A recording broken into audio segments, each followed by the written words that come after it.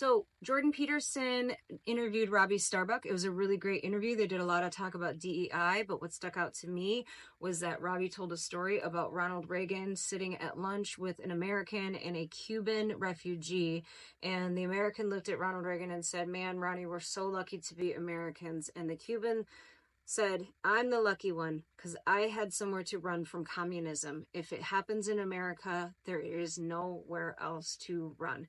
And that was like, wow, is communism seeping into our society already? I think we do possibly see it, especially with this DEI stuff, you guys. They are controlling us and they could take away our livelihood. What do I mean by that? I have a friend who told me that in her workplace, it was a mandatory meeting and a mandatory pledge signing that you support LGBTQ+, that you support all of these different things that go against your religious beliefs, maybe just your moral beliefs and your opinions. But if you don't sign it, you're not going to get that promotion. You're not going to get this and that. And at what point, or have we already gotten to the point where people are going to lose their jobs and their livelihood because they're not jumping on board with these ridiculous mandatory things that we have to sign and say that we support when we actually don't?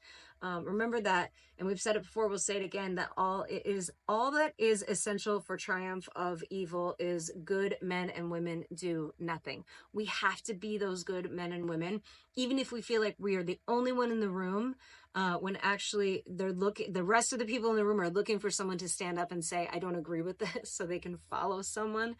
We got to take that stand, man. We got to take the stand for the future, but we have to take that stand for ourselves as well. We got to be those good men and women and say, enough, and this is not happening in my country.